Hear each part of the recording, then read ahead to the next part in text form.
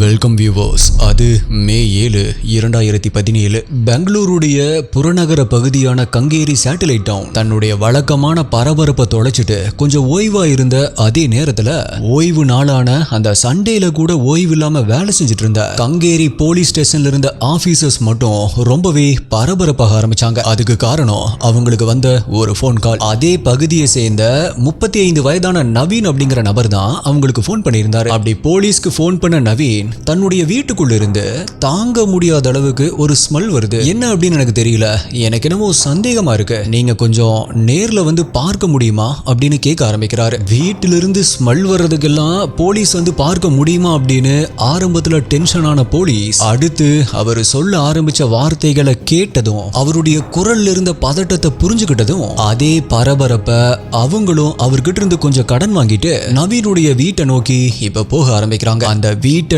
நெருங்கினதுமே வீட்டுக்கு வெளியில காத்துட்டு இருந்த நவீன் திறந்திருந்த அவருடைய வீட்டை நோக்கி கை காட்டுறாரு. அவரையும் உள்ள வாங்க அப்படின்னு சொல்லிட்டு வீட்டுக்குள்ள போன போலீஸ் ஆபீசர்ஸ் உடைய கைகள் இப்ப ஆட்டோமேட்டிக்கா அவங்களுடைய கர்ச்சீஃபை எடுத்து மூக்க மூட ஆரம்பிச்சது. நவீன் கை காட்டுன அந்த ரூம்குள்ள போகும்போது அவங்க காலையில சாப்பிட்ட டிஃபன் எல்லாமே போன வழியிலே திரும்பி வந்துருவேன் அப்படின்னு மிரட்டுற மாதிரி அவங்க வயித்தை பிரட்ட ஆரம்பிச்சது.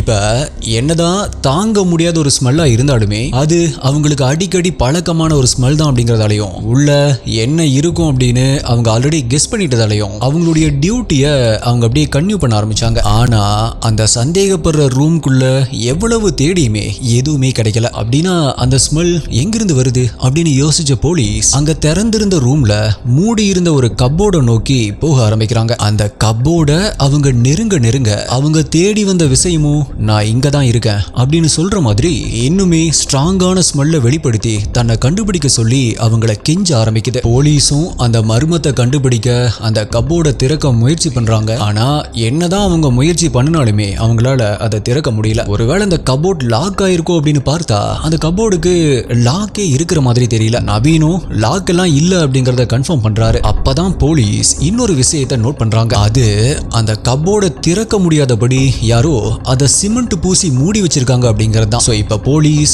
அந்த கப்போர்டை உடைச்சு திறக்க ஆரம்பிக்கிறாங்க. மை டியர் எஸ்டிஐ, உங்களுடைய இமேஜினேஷன்ல இப்ப என்ன ஓடிட்டு இருக்கு? அந்த கப்போர்டை திறந்த உடனே ஒரு இறந்த உடல் அப்படியே வந்து கீழே விழுகும் அப்படின்னு தானே? பட் ஆக்சுவலா அதுதான் இல்ல. ஏன்னா அந்த கப்போர்ட் எப்படி சிமெண்ட் பூசி மூடப்பட்டிருந்துச்சோ அதே போல உள்ள இருந்த இறந்த உடலுமே அரையும் குறையுமா சிமெண்ட் பூசி மூடப்பட்டிருந்துச்சு. இப்ப போலீஸ் ரொம்பவே செதஞ்சு போயிருந்த அந்த உடலை கை காட்டி இது யார் அப்படின்னு உங்களுக்கு தெரியுதா அப்படின்னு கேக்குறாங்க. ஆனா அந்த உடல் ரொம்பவே டீகம்போஸ்ட் ஆகி இருந்ததால போலீஸ்க்கு கால் பண்ணி சொன்ன நவீனால அது யாரு அப்படிங்கறத உறுதியா சொல்ல முடியல. இப்ப போலீஸ் அந்த இறந்த உடலை அட்டாப்சி பண்றதுக்கு ஏற்பாடு பண்ணிட்டு நவீன் கிட்ட அவங்களுடைய விசாரணையை தொடங்குறாங்க. ஃபாரன்சிக் டீமும் இன்னொரு பக்கம் அவங்களுடைய வேலையை தொடங்குறாங்க. அந்த நேரத்துல தான் அந்த வீட்டை சோதனை பண்ண போலீஸ்க்கு ஒரு முக்கியமான தடயமும் அங்க கிடைக்க ஆரம்பிக்குது. எஸ்டிஐ, இந்த இன்சிடென்ட்டை நான் சொல்லிட்டு இருக்கும் போதே உங்களுடைய மனசு பல கேள்விகளை எழுப்பி அதுக்கான பதில்களை எதிர்பார்த்துட்டு இருக்கும் அப்படிங்கிறது தெரியும். இப்ப அந்த கேள்விகள் இதுதானா அப்படின்னு பாருங்க. நவீனுடைய வீட்ல இருந்து ஸ்மெல் வந்தது, ஏதோ ஒரு டவுட்ல அவர் போலீஸ்க்கு போன் பண்ணது, இது எல்லாமே ஓகே தான். ஆனா இத்தனை நாளா அவருக்கு இந்த ஸ்மெல் எல்லாம் தெரியலையா? அந்த வீட்ல யார் யார் இருந்தாங்க அவங்களுக்கு எல்லாம் இந்த ஸ்மெல் தெரியலையா? ஒருவேளை நவீன் புதுசா இந்த வீட்டுக்கு வாடகைக்கு குடி வந்தவரா இருப்பாரோ? போலீஸ்க்கு ஏதோ ஒரு முக்கியமான தடயம் கிடைச்சதே, அது என்ன? அந்த தடயத்தை வச்சு போலீஸ் கில்லரை கண்டுபிடிச்சாங்களா இல்லையா? கொலை செய்யப்பட்டது யாரு, கொலை செஞ்சது யாரு, எதனால இந்த கொலைகளை செஞ்சாங்க அப்படிங்கிற இந்த கேள்விகள் தானே எஸ்டிஐ. ஓகே, இப்ப அந்த கேள்விகளுக்கான பதில்களையும் ஒரு புறாவுக்கு எவ்வளவு அக்க போறா அப்படிங்கிற மாதிரி உங்களை நினைக்க வைக்கிற இந்த கொலை எப்படி நடந்துச்சு அப்படிங்கிற விஷயங்களையும் ரொம்பவே டிஃப்ரெண்டான ஒரு வியர்டான கேஸை பத்தி தான் இன்னைக்கு வீடியோல நம்ம டீடைல்டா டீகோட் பண்ண போறோம். நீங்க பார்த்துட்டு இருக்கிறது சரவணன் டீகோட்ஸ். நான் உங்கள் சரவணன். வாங்க இன்னைக்கு வீடியோக்குள்ள போலாம்.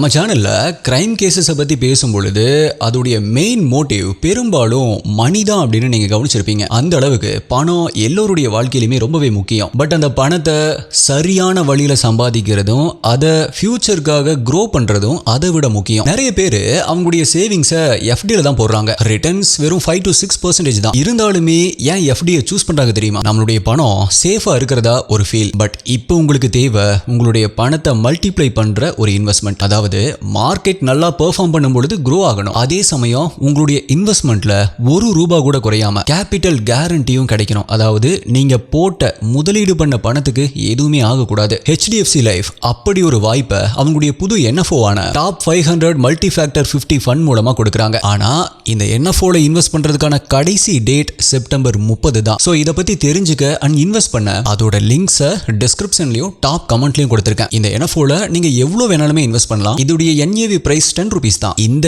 NFOக்கு அடிப்படையான இண்டெக்ஸ் ஆரம்பத்திலிருந்து 21% கடந்த 5 வருஷத்துல 28.1% CAGR ரிட்டர்ன்ஸ் கொடுத்திருக்கு. சேம் இதே இண்டெக்ஸ் தான் HDFC லைஃப் இந்த NFOல ரெப்ளிகேட் பண்றாங்க. கூடவே நீங்க கட்டுற மந்த்லி பிரீமியம்க்கு 120 மடங்கு உங்களுக்கு லைஃப் கவர் கிடைக்கும். வருஷத்துக்கு அப் டு 2.5 lakhs இன்வெஸ்ட் பண்ணீங்க அப்படின்னா அதோடைய ப்ராஃபிட்ஸ்க்கு டாக்ஸ் ஃப்ரீ. மேலும் நீங்க ஒரு NRI இருந்தீங்க அப்படின்னா மாசம் ₹18,000 இன்வெஸ்ட் பண்ணாலே 2 கோடி வரைக்குமே ரிட்டர்ன்ஸ் கிடைக்கிற பாசிபிலிட்டிஸ் இருக்கு. செப்டம்பர் 30 தான் இந்த NFOல இன்வெஸ்ட் பண்றதுக்கான லாஸ்ட் டேட் அப்படிங்கறத மறந்துடாதீங்க. ஆல்சோ டிஸ்கிரிப்ஷன் டாப் கமெண்ட்ல இருக்கிற லிங்கை கிளிக் பண்ணா தமிழ்லயே கஸ்டமர் கேர் இருக்கு. ஸோ உங்களுடைய எல்லா டவுட்ஸுமே கிளியர் பண்ணுவாங்க. இல்ல நீங்க ப்ரிஃபர் பண்ணீங்க அப்படின்னா உங்களுடைய வீட்டுக்கே வேணாலுமே ஏஜென்ட்டை வர சொல்லி டீடைலா எக்ஸ்பிளைன் பண்ண சொல்லலாம். ஆர் ஸ்கிரீன்ல தெரியுற இந்த QR கோடை ஸ்கேன் பண்ணி டைரக்டா இன்வெஸ்ட் பண்ணலாம்.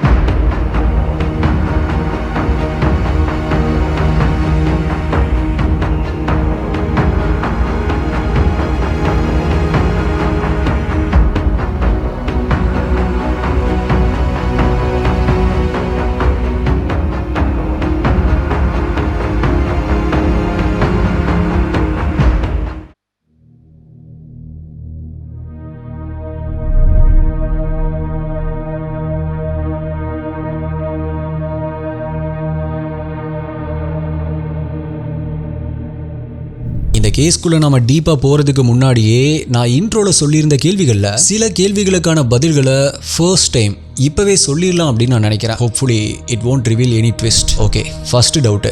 நவீன் தன்னுடைய வீட்டில இருந்து ஒரு ஸ்மெல் வருது அப்படின்னு போலீஸ்க்கு ஃபோன் பண்ணாரே, அப்படின்னா அவருக்கு இத்தனை நாளா இந்த ஸ்மெல் தெரியலையா? இந்த கேள்விக்கான பதில் எஸ், தெரியல. ஏன்னா அந்த வீடு நவீனுக்கு சொந்தமானதுதான். ஆனா நவீன் இந்த வீட்டை வாடகைக்கு விட்டுருந்தாரு. சரி, ஓகே, அப்ப இந்த வீட்டுல ஏற்கனவே குடியிருந்தவங்களுக்கு இந்த ஸ்மெல் தெரியலையா? அதுக்கான பதில் அஃப்கோர்ஸ் அவங்களுக்கு தெரிஞ்சிருந்திருக்கு. அவங்களும் இந்த ஸ்மெல்லை மறைக்கிறதுக்காக தான் ஏதேதோ முயற்சி பண்ணியிருக்காங்க. பட் அப்பவுமே அந்த ஸ்மெல் தொடர்ந்து இருந்துட்டே இருந்திருக்கு. அதனாலதான் வேற வழியே இல்லாம அவங்க இந்த வீட்டையே காலி பண்ணிட்டு போயிருக்காங்க. இன்னொரு முக்கியமான விஷயத்தையும் கூட நான் இப்பவே ரிவீல் பண்ணிடுறேன். இந்த கொலை நடந்தது ஆகஸ்ட் 17, 2016. கடைசியா அந்த வீட்டுல குடியிருந்தவங்க அந்த வீட்டை காலி பண்ணிட்டு போனது பிப்ரவரி 2, 2017. அதாவது இந்த கொலை நடந்து கரெக்டா 5 மாசத்துல அவங்க அந்த வீட்டை காலி பண்ணிட்டு போயிருக்காங்க. பட் நவீன் அந்த வீட்டுல இருந்து ஸ்மெல் வருது அப்படின்னு போலீஸ்க்கு ரிப்போர்ட் பண்ணது மே 7, 2017. அதாவது அந்த வீட்டில் இருந்தவங்க காலி பண்ணினதுக்கு 2 மாசத்துக்கு அப்புறமா.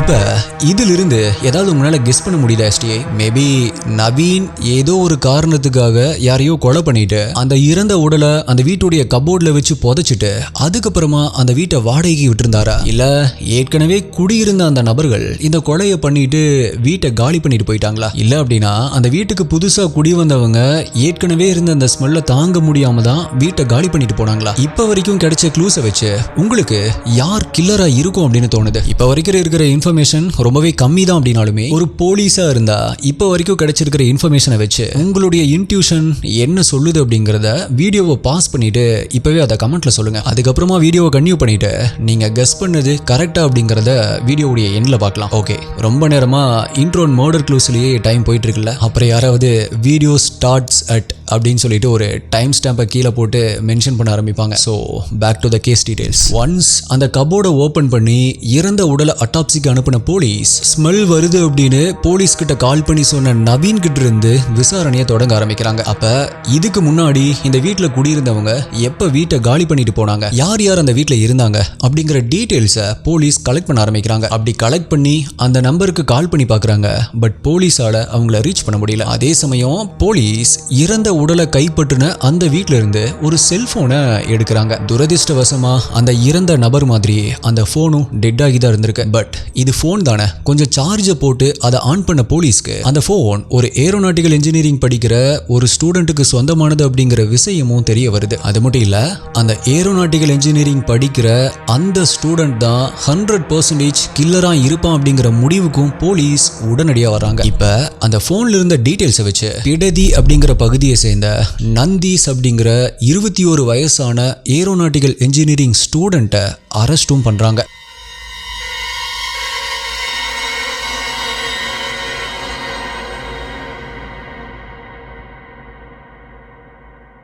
நந்தீஸை அரெஸ்ட் பண்ண போலீஸ் இந்த கொலையை பண்ணது நீதானே, ஒழுங்கா உண்மையை சொல்லிரு அப்படின்னு அவனை மிரட்ட ஆரம்பிக்கிறாங்க. ஆனா அவனும் தனக்கும் இந்த கொலைக்கும் எந்த ஒரு சம்பந்தமுமே இல்லை அப்படின்னு சாதிக்க ஆரம்பிக்கிறான். படிச்சு முடிச்சு எதையாவது சாதிக்க வேண்டிய வயசுல நான் கொலையை பண்ணல அப்படின்னு சாதிச்சுட்டு இருந்தான் அந்த பையன். ஆனா அவன் சொன்னதை நம்பாத போலீஸ் அவனை தொடர்ந்து மிரட்ட ஆரம்பிக்கிறாங்க. அப்பதான் ஒரு கட்டத்துல நான் கொலை பண்ணல, ஆனா கொலை பண்ணவங்களை எனக்கு தெரியும் அப்படின்னு சொல்ல ஆரம்பிக்கிறான். அப்படி வா வழிக்கு அப்படின்னு சொன்ன போலீஸ், சொல்லு அவங்க எங்க இருக்காங்க அப்படின்னு சொல்லி கேட்கும்போது போலீஸ மெஜஸ்டிக்ல இருக்கிற ஒரு லாட்ஜுக்கு கூட்டிட்டு போய் இந்த லாட்ஜில தான் அவங்க தங்கியிருந்தாங்க அப்படிங்கிற விஷயத்தையும் சொல்ல ஆரம்பிக்கிறான். பட் போலீஸ் அங்க போய் பார்க்கும் பொழுது அங்க யாருமே இல்ல. இப்ப போலீஸ் அவனை பார்க்க அவனும், சார் சத்தியமா அவங்க இங்க தான் தங்கியிருந்தாங்க, இப்ப வேற எங்கேயோ தப்பிச்சு போயிருப்பாங்க, மோஸ்ட்லி நார்த் இந்தியாவுக்கு தான் போயிருப்பாங்க அப்படின்னு சொல்ல போலீஸும் நார்த் இந்தியாவில் இருக்கிற போலீஸ் ஸ்டேஷன்ஸை அலர்ட் பண்றாங்க. ஆல்சோ ஹவுஸ் ஓனர் கிட்ட வாங்கின அட்ரஸை வச்சு அந்த வீட்டுல கடைசியா குடியிருந்தவங்களுடைய நேட்டிவ்க்கும் போய் செக் பண்ணி பார்க்கறாங்க.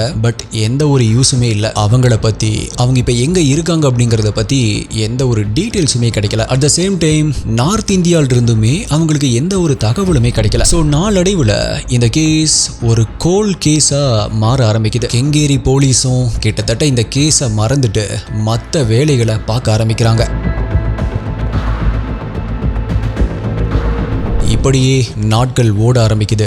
அது 2022 வருடம். இந்த சம்பவம் நடந்து சரியா 5 வருடங்கள் கழிச்சு போலீஸ் இப்ப திரும்பவுமே அவங்களுடைய பழைய ரெக்கார்ட்ஸை பார்க்க ஆரம்பிக்கிறாங்க. அப்ப மறுபடியுமே அவங்களுடைய பார்வையில இந்த கேஸ் படுது. ஸோ கொஞ்சம் கொஞ்சமா அந்த விசாரணையை கன்டினியூ பண்ண ஆரம்பிக்கிறாங்க. அதிர்ஷ்டவசமா இந்த முறை கில்லரை கண்டுபிடிச்சு அரெஸ்டும் பண்ணிருக்காங்க. STI any guesses? ஓகே, நானே சொல்லவா? நான் ஏற்கனவே சொல்லியிருந்தேன் இல்லையா, போலீஸ் கிரைம் சீன்ல இருந்து கிடைச்ச அந்த போனை வச்சு கொலை பண்ணுனது ஏரோநாட்டிக்கல் படிச்சுட்டு இருந்த ஒரு ஸ்டூடெண்ட் தான் அப்படின்னு முடிவு பண்ணாங்க அப்படின்னு. கடைசியில அதுதான் உண்மையும் கூட. சோ எத்தனை பேர் ஏரோநாட்டிக்கல் ஸ்டூடெண்ட் தான் கில்லர் அப்படின்னு கெஸ் பண்ணீங்க? ஆனா எஸ்டிஐ அதுல ஒரு சின்ன ட்விஸ்ட். கில்லர் ஆரம்பத்துல போலீஸ் விசாரிச்ச அந்த ஸ்டூடெண்ட் கிடையாது. இவன் விசாரிக்கிறதுக்காக தேடிட்டு இருந்த ஸ்டூடெண்ட். எஸ், ஏற்கனவே நந்தீஸ் கொடுத்த டீடைல்ஸை வச்சு இவனுடைய Aadhaar card details, bank details வரைக்குமே எடுத்த போலீஸ் தொடர்ந்து இவன் எங்கேயாவது ஏடிஎம்ல பணம் எடுக்கிறானா, யாருக்காவது போன் பண்றானா அப்படிங்கிற விஷயங்களை நோட் பண்ணிட்டே இருந்திருக்காங்க. ஆனா சில வருடங்கள் ஃபாலோ பண்ணியுமே கூட எந்த ஒரு தகவலுமே கிடைக்காம போனதால தான் இந்த கேஸும் கோல்ட் கேஸா மாறி இருக்கு. சரி, ஓகே, 5 வருஷம் கழிச்சு இப்ப எப்படி ப்ரோ மாட்டணும் அப்படின்னு கேக்குறீங்களா? இத்தனை வருஷம் ஆச்சே, இனிமேல் யார் நம்மளை கண்டுபிடிக்க போறாங்க அப்படிங்கிற நினைப்புல தன்னுடைய ஆதார் கார்டை வச்சு ஒரு பேங்க் அக்கௌண்ட்டை ஓபன் பண்ணியிருக்கான். அதுவும் கர்நாடகாவில் இல்ல, ஏற்கனவே நந்தி சொன்ன மாதிரியே நார்த் இந்தியாவில தான், மகாராஷ்டிராவில் இருக்கிற கொல்ஹாப்பூர் அப்படிங்கிற இடத்துல இருந்து தான் அவனை அரெஸ்ட் பண்ணியிருக்காங்க. அது மட்டும் இல்ல, ஏற்கனவே அவங்க இந்த லாட்ஜில் தங்கி தான் இருந்திருக்காங்க. அது மட்டும் இல்ல எஸ்டிஐ, ஒன்னு நீங்க நோட் பண்ணீங்களா? ஏற்கனவே அவங்க இந்த லாட்ஜில் தங்கி தான் இருந்தாங்க, நார்த் இந்தியாவுக்கு போயிருப்பாங்க அப்படின்னு இங்க போட்டு சொன்ன ஞாபகம் இருக்குதானே? அப்படின்னா இந்த கேஸ்ல மோர் தேன் 1 பர்சன் இன்வால்வ் ஆகியிருக்கிறதா தானே அர்த்தம். எஸ், அவன் கூட சேர்த்து இன்னொரு ஆளையுமே அரெஸ்ட் பண்ணியிருக்காங்க. அது யாரு அப்படின்னு சொன்னா உங்களுக்கு ஷாக்கிங்கா இருக்கும். அது மட்டும் இல்ல, இவங்க 2 பேரும் எதனால இந்த கொலையை பண்ணாங்க அப்படின்னு சொன்னா அது அதை விட ஷாக்கிங்கா இருக்கும். அப்படி அவங்க போலீஸ் கிட்ட கன்ஃபஸ் பண்ண விஷயங்கள் இதுதான்.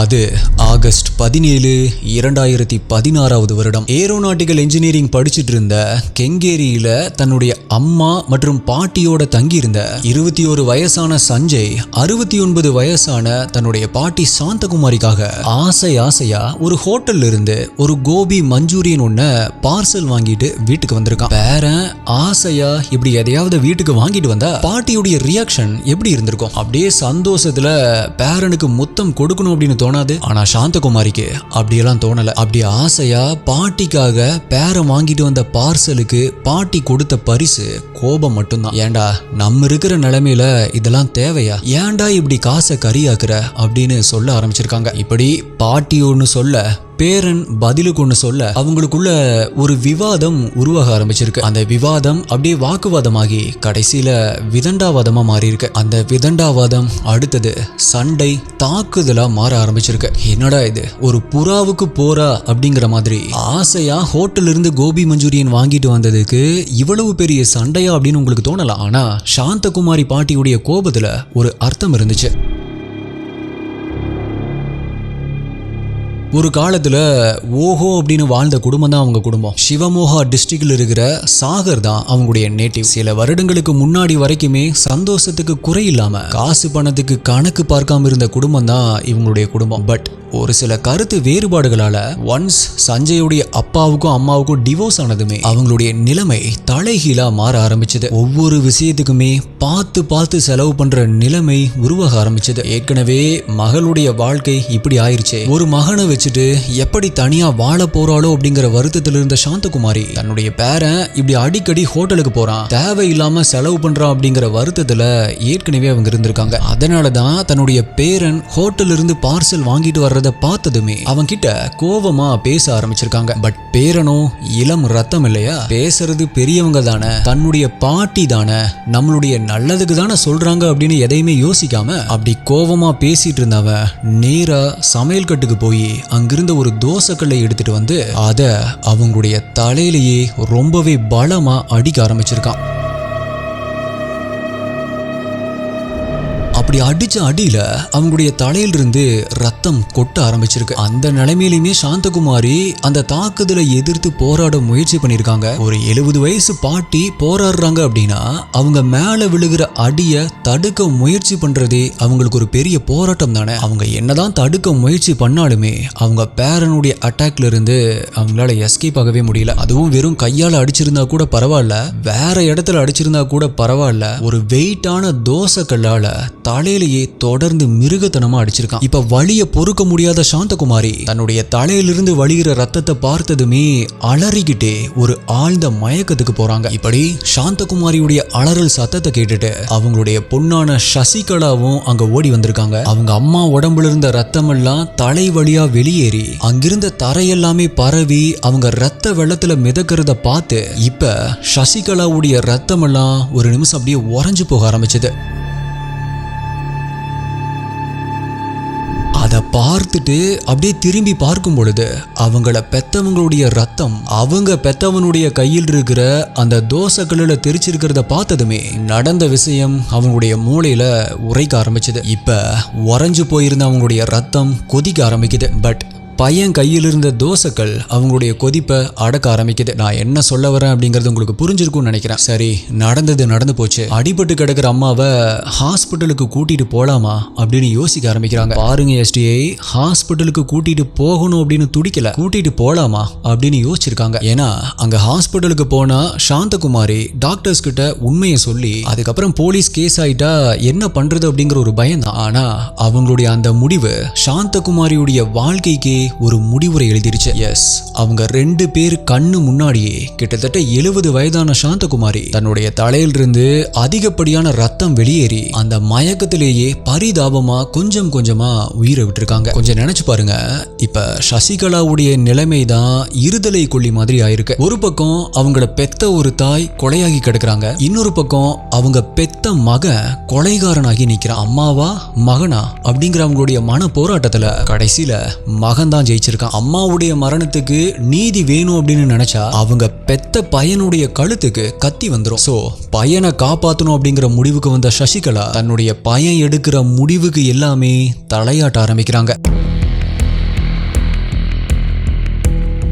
ஸோ இப்போ இதிலிருந்து எப்படி தப்பிக்கலாம் அப்படின்னு சஞ்சய் யோசிக்க ஆரம்பிக்கிறான். அப்பதான் இறந்த உடலை அவங்களுடைய சொந்த ஊருக்கு எடுத்துட்டு போய் அங்கேயே எங்கேயாவது வச்சு எரிச்சிடலாம் அப்படிங்கறதான் சஞ்சயோடைய ஃபர்ஸ்ட் பிளானா இருந்திருக்கு. அதுக்காக தன்னுடைய ஃப்ரெண்ட் ஒருத்தனுக்கு கால் பண்ண சஞ்சய், எனக்கு இப்பவே அர்ஜென்ட்டா ஒரு கேப் ஒன்று அரேஞ்ச் பண்ணித்தா அப்படின்னு சொல்லி கேட்டிருக்கான். பட் விஷயத்தை கேட்ட அந்த ஃப்ரெண்ட் கடைசி வரைக்குமே கேபை கொண்டு வரவே இல்லை, இந்த கேஸ்லயே இன்வால்வ் ஆகவே இல்லை. ஸோ இப்போ அந்த ஃப்ரெண்டோடைய ஹெல்ப் கிடைக்கல அப்படிங்கறதால அடுத்ததா சஞ்சய் கால் பண்ணதுதான் போலீஸ் ஃபர்ஸ்ட் சந்தேகப்பட்டாங்க இல்லையா, அந்த நந்தீஸ். இந்த விவகாரத்தோட விபரீதம் புரியாத நந்தீஸ் சஞ்சய்க்கு ஹெல்ப் பண்றதுக்கு ஓகே சொல்லி வீட்டுக்கும் வந்திருக்கான். பட் இப்ப அவங்களுடைய பிளான் அப்படியே மாறிடுச்சு. தண்ணி பிடிச்சி வைக்கிற ஒரு ட்ரம்மை வாங்கிட்டு வந்து அதுக்குள்ள அவங்க பாட்டியுடைய உடலை போட்டு எடுத்துட்டு போறதுதான் இப்ப அவங்களுடைய பிளானா இருந்திருக்கு. ஸோ இந்த பிளானை வச்சு பார்க்கும் பொழுது இதை எப்படியாவது டிஸ்போஸ் பண்ணிடலாம் அப்படின்னு யோசிச்சிருப்பானுங்க போல. ஸோ அன்னைக்கு நைட்டே அவனுக்கு 2 பேருமே ஒரு 2 வீலரை எடுத்துட்டு பக்கத்துல இருந்து ஒரு சூப்பர் மார்க்கெட்டுக்கு போய் ப்ளூ கலர்ல ஒரு ட்ரம்மை வாங்கிட்டு வந்து அதுக்குள்ள அவங்க பாட்டிய அடக்கம் பண்ண ட்ரை பண்ணிருக்கானுங்க. பட் அந்த ட்ரம் ரொம்பவே சின்னதா இருந்ததால அதுக்குள்ள அவங்கள நுழைக்க முடியல. ஸோ இப்போ அடுத்ததா என்ன பண்ணலாம் அப்படின்னு யோசிக்கிறப்ப இப்படி முழுசா இருந்ததான அந்த ட்ரம்முக்குள்ள நுழைக்க முடியல. பேசாம உடலை துண்டு துண்டா வெட்டி அதை இந்த ட்ரம்குள்ள போட்டு பழைய பிளான் படியே பண்ணிடலாம் அப்படின்னு யோசிக்க ஆரம்பிக்கிறானுங்க. பட் அதுக்கப்புறமா என்ன நினைச்சானுங்களோ என்னவோ இது வேண்டாம் அப்படின்னு அவனுங்க எடுத்த இன்னொரு முடிவு தான் அவங்க பாட்டியுடைய உடலை கப்போர்டுக்குள்ள வச்சு புதைக்கிறது. நான் கப்போர்டு அப்படின்னு சொல்றத நீங்க கொஞ்சம் நல்லா இமேஜின் பண்ணிக்கோங்க. எஸ்டிஐ நம்மளுடைய வீட்லாம் பீரோ இருக்கு இல்லையா, அந்த பீரோவை நம்மளுடைய வீட்டில் இருக்கிற ஒரு ரூம்ல ஒரு லாஸ்ட்ல கொண்டு போய் வச்சிருப்போம். பட் அதுக்கு பதிலா ஒரு கப்போர்டை சில பேர் அந்த ரூமுடைய செவுத்துலயே அப்படியே டிசைன் பண்ணி வச்சிருப்பாங்க இல்லையா. எக்ஸாம்பிளுக்கு அந்த ரூம்ல ஒரு ஷெல்ஃப் இருக்குன்னு வச்சுக்கலாம். அந்த ஷெல்ஃபை ஒரு கப்போர்ட் மாதிரி கதவு போட்டு மூடுனா எப்படி இருக்கும், அந்த மாதிரியான ஒரு கப்போர்ட் தான் அந்த வீட்டில் இருந்திருக்கு. ஸோ இப்போ அந்த கப்போர்டு எப்படி இருக்கும் அப்படிங்கிறது ஓரளவுக்கு இமேஜினேஷன்ல வந்திருக்கும் அப்படின்னு நினைக்கிறேன். ஸோ பெட்ரூம்ல இருந்த அந்த கப்போர்டுக்குள்ள இருக்கிற சுவரை தோண்டி அதுக்குள்ள அவங்களுடைய உடலை வச்சு மூடி இருக்கானுங்க. ஆரம்பத்தில் அது ஒரு டெம்பரரி ஹிடன் பிளேஸா தான் இருந்திருக்கு. ஆனா எவ்வளவு யோசிச்சுமே அந்த இறந்த உடலை எங்க டிஸ்போஸ் பண்றது, எப்படி டிஸ்போஸ் பண்றது அப்படின்னு தெரியாததால அங்கேயே அவங்களுடைய இறந்த உடலை நிரந்தரமா புதைச்சிடலாம் அப்படிங்கிற முடிவுக்கு வந்திருக்கானுங்க. இப்ப ஸ்மெல் வராம இருக்கிறதுக்காக அந்த இறந்த உடலை சுத்தி உப்பு, அடுப்பு கறி அப்படின்னு இது எல்லாத்தையுமே அள்ளி போட்டு அரைகுறையா சிமெண்ட் போட்டு பூசி அதை அப்படியே மூடி இருக்கானுங்க. பட் அதுக்கப்புறமும் அந்த இறந்த உடல்ல இருந்து ஸ்மெல் தொடர்ந்து வந்துட்டே இருந்ததால அந்த கப்போர்டை பெர்மனண்டா மூடுறதுக்காக அந்த கதவுலையும் சிமெண்ட் பூசிட்டு அந்த சிமெண்ட்டை மறைக்கிறதுக்கும் அங்கிருந்த பிளட் ஸ்டெயினை மறைக்கிறதுக்கும் அந்த இடம் முழுக்கவே, அந்த கபோர்ட் இருக்கிற இடம் முழுக்கவே ரெட் கலர்ல ஒரு பெயிண்டையும் அப்ளை பண்ணிருக்கானுங்க. இந்த போட்டோவை நம்மளுடைய டெலகிராம் குரூப்ல போடுறேன், கண்டிப்பா செக் பண்ணி பாருங்க. நம்மளுடைய டெலகிராம் குரூப்புடைய லிங்க், இந்த போஸ்டுடைய லிங்க் டிஸ்கிரிப்ஷன் டாப் கமெண்ட்ல கொடுக்குறேன், செக் பண்ணி பாருங்க. பட் இவனுக்கு இப்படி என்ன பண்ணியுமே அந்த உடல்ல இருந்து வர ஸ்மெல் நிக்கவே இல்லை. அதனால அதை மறைக்கிறதுக்காக ஆன்லைன்ல என்னென்ன கிடைக்குதோ வீட்டுல அது எல்லாத்தையுமே தொடர்ந்து ஸ்ப்ரே பண்ண ஆரம்பிச்சிருக்கான் சஞ்சய். அது மட்டும் இல்ல, அந்த நாற்றம் வெளியே போனா நம்ம மாட்டிக்குவோம் அப்படின்னு வீட்டில் இருந்த எல்லா ஜன்னல் மற்றும் கதவுடைய அந்த இண்டு இடுகளையும் கூட டேப்பை போட்டு ஒட்டி ஸ்மெல் வெளியே போகாத மாதிரி என்னென்ன பண்ண முடியுமோ அது எல்லாத்தையுமே பண்ண ஆரம்பிக்கிறான்.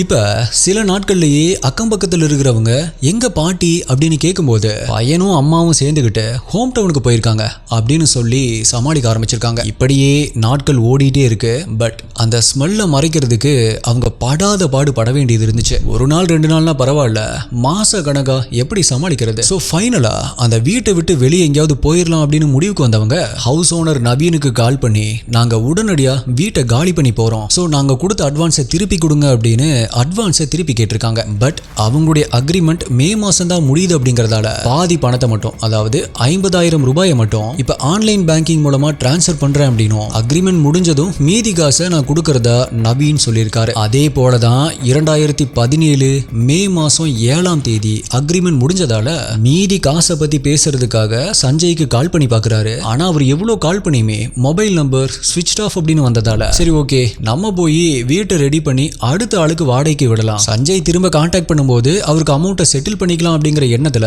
அந்த வீட்டுக்கு நவீன் நேர்ல போயிருக்காரு. அப்படி வந்து பார்க்கும் பொழுதுதான் ஸ்மெல் வந்ததால டவுட் வந்து போலீஸ்க்கு போயிருக்காரு. போலீஸ்க்கு இறந்த உடல் இருந்த ட்ரெஸ் மூலமா அது ஒரு பெண் அப்படிங்கிற விவரம் மட்டும்தான் ஆரம்பத்துல தெரிஞ்சிருக்கு. ஆனா அதே வீட்டுல அவங்களுக்கு கிடைச்ச அந்த செல்போன் சஞ்சய்க்கு சொந்தமானது அப்படிங்கறதும், கடைசியா அவன் வீட்டை காலி பண்ணிட்டு போகும் பொழுது கூட ஒரு சில பெர்ஃப்யூம், சில ஸ்ப்ரேஸ் மாதிரியான திங்ஸை வாங்கியிருக்கான், அதை அந்த வீட்டுல யூஸ் பண்ணியிருக்கான் அப்படிங்கறத அவனுடைய மொபைல்ல இருந்த ஆப்ஸ் மூலமாகவும் வீட்டுல இருந்த திங்ஸ் மூலமாகவும் போலீஸ் கன்ஃபார்ம் பண்ணிருக்காங்க. சோ அப்பதான் அவன் தான் கில்லரா இருக்கணும் அப்படிங்கிற முடிவுக்கு போலீஸ் அப்பவே வந்திருக்காங்க. பட் இறந்து போனது ஒரு பெண் அப்படிங்கறதால அது சஞ்சயோடைய அம்மாவா இருந்திருக்கலாமோ அப்படிங்கிற டவுட்டும் அவங்களுக்கு இருந்திருக்கு. ஏன்னா இவங்க 2 பேரும் தான் ஏற்கனவே பாட்டியம்மா ஊருக்கு போயிட்டாங்க அப்படின்னு சொல்லி ஊரை ஏமாத்திட்டு இருந்திருக்காங்களே. சோ அதனால இறந்து போனது சஞ்சயோடைய அம்மாவா தான் இருக்கும் அப்படின்னு யோசிச்சாங்க. பட் சஞ்சயோடைய கால் ஹிஸ்டரியை பார்க்கும் பொழுது அவன் கடைசியா பேசினது நந்தீஷ் கூட தான் அப்படிங்கிறது தெரிஞ்சதால தான் போலீஸ் முதல்ல அவனை பிடிச்சு விசாரிச்சிருக்காங்க. அப்பதான் கொலை செய்யப்பட்டது சஞ்சயோடைய பாட்டி அப்படிங்கறதும், சஞ்சயும் அவனுடைய அம்மாவும் ஊருக்கு போற வரைக்குமே அவங்களுக்கு இவன் தான் உறுதுணையா இருந்திருக்கான் அப்படிங்கிற விவரங்களும் போலீஸ்க்கு தெரிய ஆரம்பிச்சிருக்கு.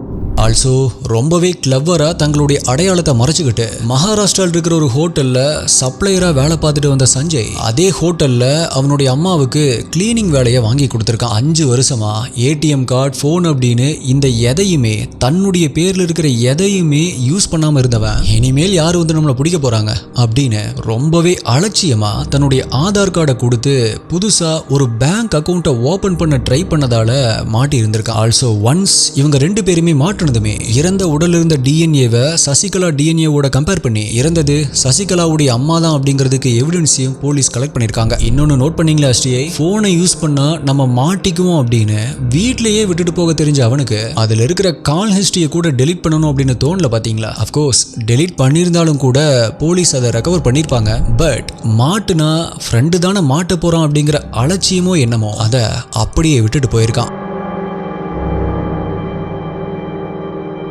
எது எப்படியோ பண்ணுன பாவத்துக்கு தாயும் சேயும் இடுக்கண் களைய வந்த நட்பும் சேர்ந்து இப்ப ஜெயில களி தின்னுட்டு இருக்காங்க. அவ்வளவுதானா ப்ரோ, கேஸ் முடிஞ்சுதா அப்படின்னு கேட்டீங்க அப்படின்னா எஸ், கேஸ் முடிஞ்சிருச்சு. பட் இதுல இன்னொரு ஸ்மால் வெர்ஷனும் இருக்கு. ஸோ கண்டிப்பா நீங்க அதையுமே கேட்கணும். ஒன்று தெரியுமே ஸ்ரீயை, இப்ப நீங்க கேட்க போற இந்த வெர்ஷனை கேட்கறதுக்கும் நம்புறதுக்கும் கஷ்டமா இருந்தாலும் இந்த வெர்ஷன் தான் உண்மையா இருக்கும் அப்படின்னு எனக்கு தோணுது. பாட்டிக்கும் பேரனுக்கும் நடந்த சண்டையில சஞ்சய் தான் தோசைக்கல்லை எடுத்து அவங்க தலையில அடிச்சான் அப்படின்னு சொல்லியிருந்தா இல்லையா? இதுல இன்னொரு வெர்ஷன் என்ன சொல்லுது அப்படின்னா, அந்த ஆர்கியூமெண்ட் நடந்தப்ப சஞ்சயோடைய அம்மா சசிகலாவும் அங்கேயே தான் இருந்ததாகவும் அவங்களும் அவங்க அம்மாவுக்கு எகெயின்ஸ்டா பேசினதாகவும், சசிகலா சப்பாத்தி உருட்டுற கட்டையால அவங்க அம்மாவுடைய தலையில கொடூரமா தாக்குனதாகவும், அதனாலதான் அவங்க அம்மா இறந்து போனதாகவும் ஒரு தகவல் சுத்திட்டு இருக்கு.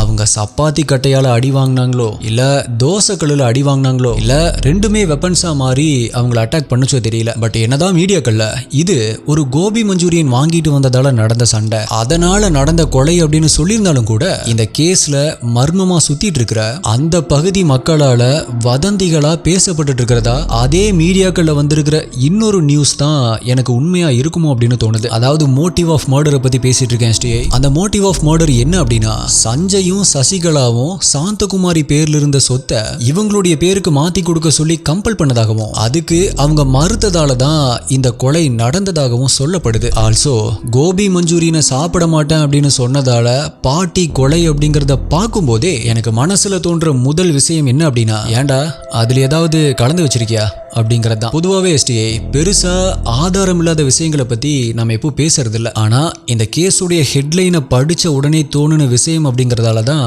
இதை நான் உங்ககிட்ட ஷேர் பண்ணேன். பட் அதுவே கோர்ட்ல என்ன சொல்றாங்க அப்படிங்கறத நம்ம வெயிட் பண்ணி பார்க்கலாம். அண்ட் ரொம்பவே முக்கியமா இந்த கேஸில் இருந்து நம்ம புரிஞ்சுக்க வேண்டிய, நம்ம எடுத்துக்க வேண்டிய விஷயங்கள் நிறையவே இருக்கு. சில சமயம் ஒரு நொடி கோபம் மொத்த வாழ்க்கையே புரட்டி போட்டுரும். இந்த கேஸ்ல நடந்ததும் அதுதான். ஒரு கோபி மஞ்சூரியனுக்காக ஏற்பட்ட சின்ன சண்டை பாட்டியுடைய உயிரை உயிரை எடுத்தது மட்டும் இல்லாம ஒரு அம்மாவையும் மகனையும் கொலைகாரங்களா மாத்திருக்கு. ஆல்சோ இந்த கேஸில் இருந்து நம்ம எடுத்துக்க வேண்டிய இன்னொரு முக்கியமான விஷயம் என்ன அப்படின்னா, ஒரு பிரச்சனை வரும்போது அதை எப்படி சரி பண்றது அப்படின்னு யோசிக்கிறத விட்டுட்டு அதை எப்படி மறைக்கிறது அப்படின்னு யோசிக்கும் போதுதான் அந்த சிச்சுவேஷன் இன்னுமே ரொம்பவே ஒர்ஸ்டா மாற ஆரம்பிக்குது. சசிகலா அவங்க பயம் பண்ணதை பார்த்ததுமே உடனடியா அவங்க அம்மாவை ஹாஸ்பிட்டலுக்கு கூட்டிட்டு போயிருக்கணும். அப்படி போயிருந்தாங்க அப்படின்னா அவங்களுடைய உயிரையே இப்ப காப்பாத்திருக்கலாம். இன்னைக்கு அம்மாவும் மகனும் கம்பி என்ற நிலைமையும் வந்திருக்காது. ஆனா போலீஸ் கேஸ் ஆயிரும் அப்படிங்கிற பயத்துல அவங்க எடுத்த ஒரு தப்பான முடிவு அவங்க அம்மாவுடைய சாவுக்கு காரணமா மாறி இருக்கு. ஒரு சின்ன தப்பை மறைக்கிறோம் அப்படின்னு நினைச்சு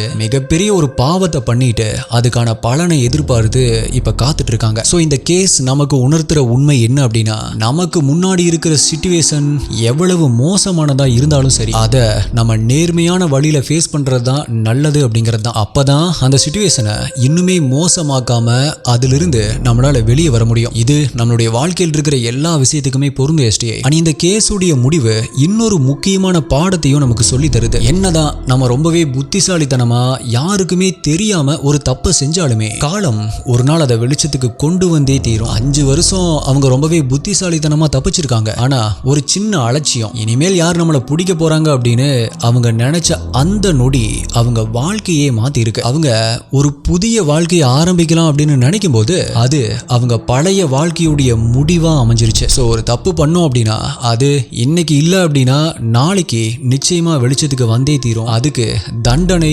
நிச்சயமா உண்டு அப்படிங்கிற விஷயத்துக்கும் கோபம் எவ்வளவு மோசமான விளைவுகளை உருவாக்கும் அப்படிங்கிறதுக்கும் இந்த கேஸ் ஒரு மிகச்சிறந்த உதாரணமா இருக்கு. So my dear STI ஹஸ்ட் investigators, இந்த கேஸை பத்தி நீங்க என்ன நினைக்கிறீங்க? உங்களுடைய ஒப்பீனியனை, உங்களுடைய கருத்துக்களை கீழே கமெண்ட்ல சொல்லுங்க. ஆல்சோ அடுத்தது என்ன கேஸ் வேணும், என்ன டாபிக்ல வீடியோ வேணும் அப்படிங்கறதையுமே கீழே கமெண்ட் பண்ணுங்க. உங்களுடைய பெஸ்டான கமெண்ட் அடுத்த வீடியோல வரும். அண்ட் இன்னொரு விஷயமும் நான் சொல்லணும் அப்படின்னு நினைச்சேன். தர்மஸ்தலா கேஸ்ல அந்த மாஸ்க்மேன் சொன்னது எல்லாமே பொய் அப்படின்னு இப்ப சிபிஐ சொல்லியிருக்காங்க. அப்படி சொன்னதுமே அதை நம்மளுடைய வாட்ஸ்அப் குரூப்லயும் டெலிகிராம் குரூப்லயும் நான் அப்பவே அப்டேட் பண்ணிட்டேன். பட் அதை ஒரு வீடியோவா நான் போடல. பிகாஸ் வீடியோ போடுற அளவுக்கு எந்த ஒரு இன்ஃபர்மேஷனுமே இல்ல. இப்ப எதுக்கு நான் இதை சொல்றேன் அப்படின்னா, இப்ப சில சேனல்ஸ்ல பாருங்க எவ்வளவு பெரிய ராங் இன்ஃபர்மேஷனை இவங்க பரப்பியிருக்காங்க அப்படின்னு சில பேர் சொல்லிட்டு இருக்காங்க. ராங் இன்ஃபர்மேஷனை பரப்புனது நாங்க கிடையாது. இன்வெஸ்டிகேஷன்ல என்னென்ன சொன்னாங்களோ அதை தான் அப்டேட் பண்ணியிருக்கேன். ஆனா அந்த இன்வெஸ்டிகேஷனுடைய முடிவுல அந்த மாஸ்க்மேன் சொன்னது எல்லாமே பொய் அப்படிங்கறத அவங்க சொல்லியிருக்காங்க.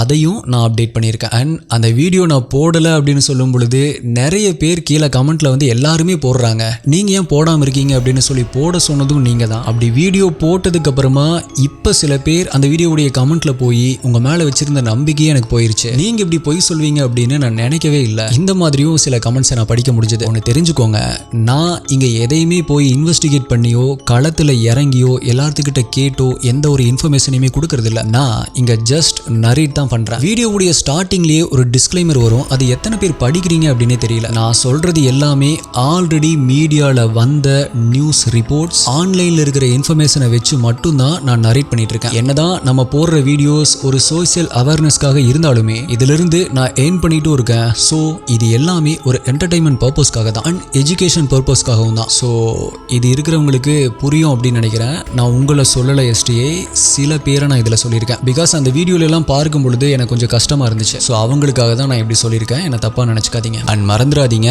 இந்த வீடியோல நான் சொன்ன NFOல இன்வெஸ்ட் பண்றதுக்கு செப்டம்பர் 30 தான் லாஸ்ட் டேட். லிங்கை டிஸ்கிரிப்ஷன் டாப் கமெண்ட்ல கொடுத்துருக்கேன். டீடைல்ஸை கவனமா பார்த்துட்டு இன்வெஸ்ட் பண்ணுங்க. ஆர் ஸ்கிரீன்ல தெரியுற இந்த QR கோடை ஸ்கேன் பண்ணிக்கோங்க. வேற ஒரு வீடியோல மீட் பண்றேன். நன்றி, பாய்.